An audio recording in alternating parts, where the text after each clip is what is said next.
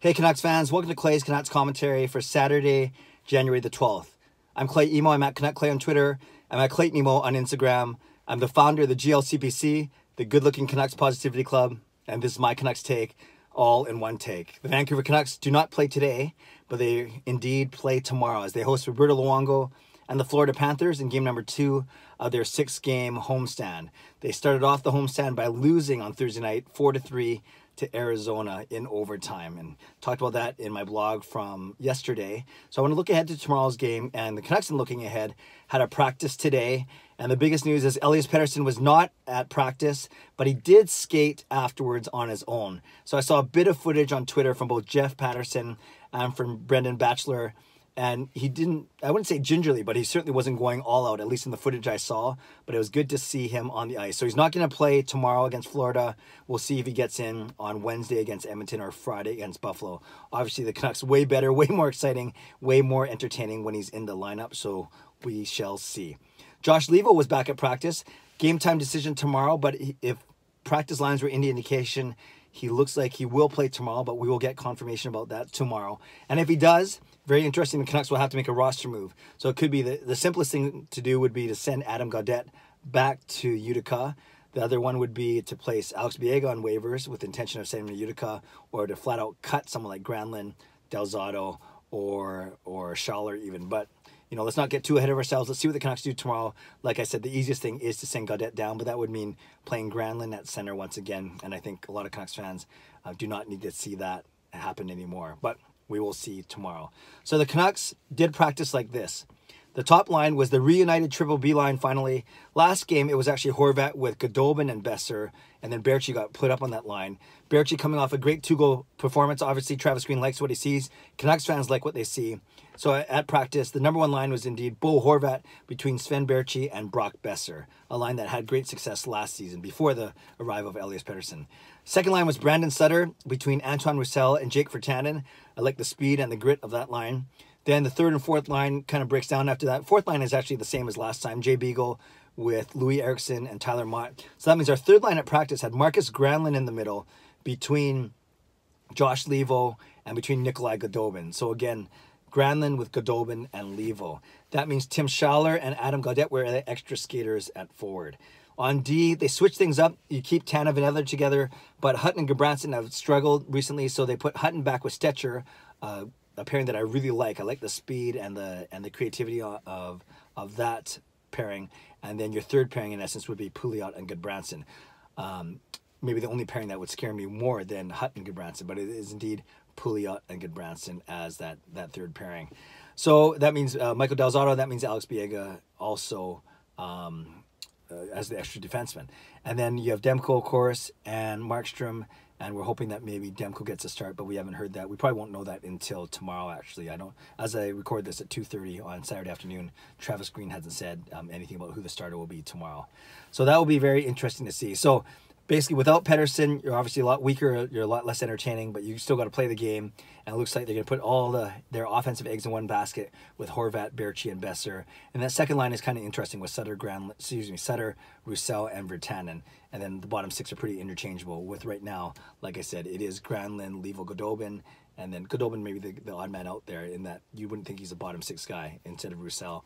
And then, of course, Mott, Beagle, and Eriksson on that fourth line.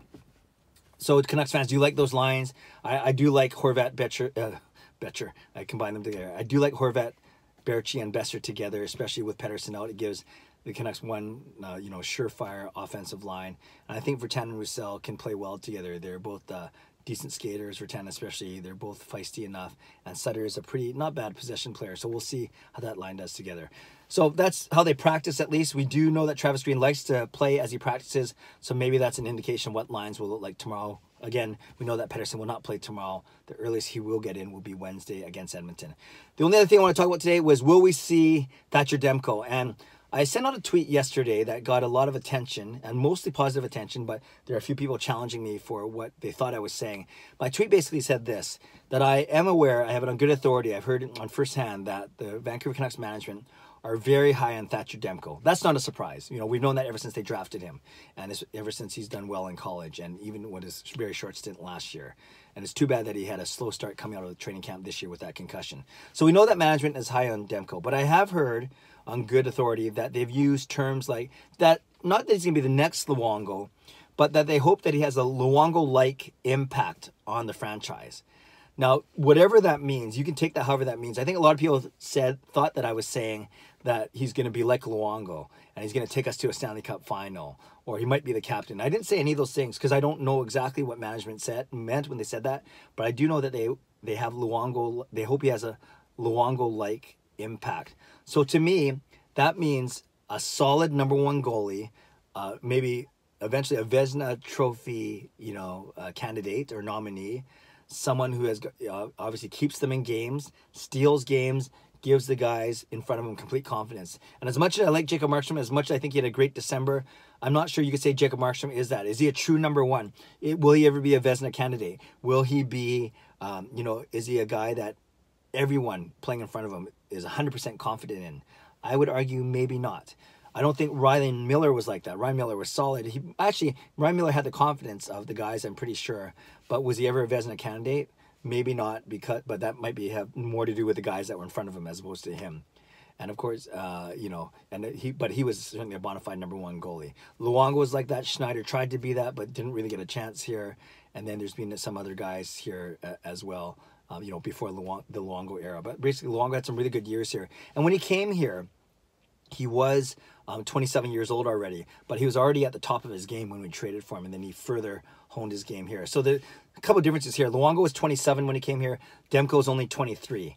So will Demko accomplish in 4 years everything that Luongo had already done before he got here when he was 27? Maybe not, but that's not to say that Demko can't be as good as Luongo going forward.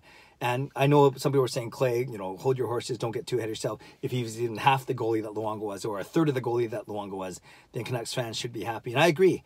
I agree that Canucks fans should be happy if he's anything like Luongo. All I was recounting was a story that I heard that Canucks management is very high on Thatcher Demko, rightfully so. There's nothing to say that he can't be very good, that they hope that he has a Luongo-like impact on the franchise. And I think that's fair too. These are their hopes, right? They're not saying it's going to happen, but these are their hopes for them. And imagine if Thatcher Demko, a combination of Demko and DiPietro down the road, gives us a solid 1-2 punch where goaltending isn't an issue ever on any night.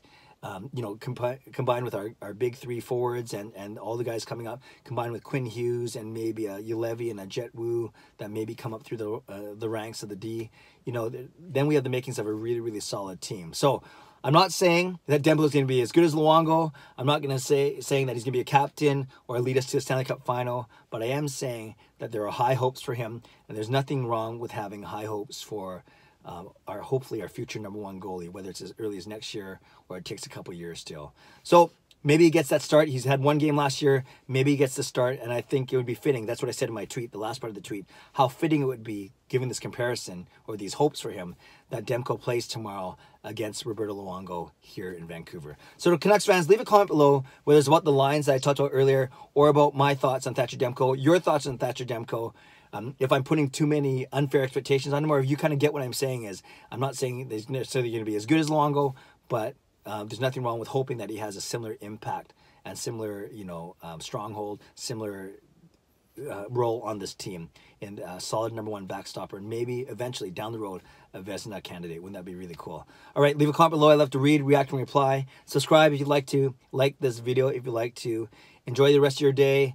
No Canucks tonight, but the Canucks play tomorrow, 4 o'clock home game against Luongo and the Florida Panthers. Have a great day. God bless, and go Canucks go.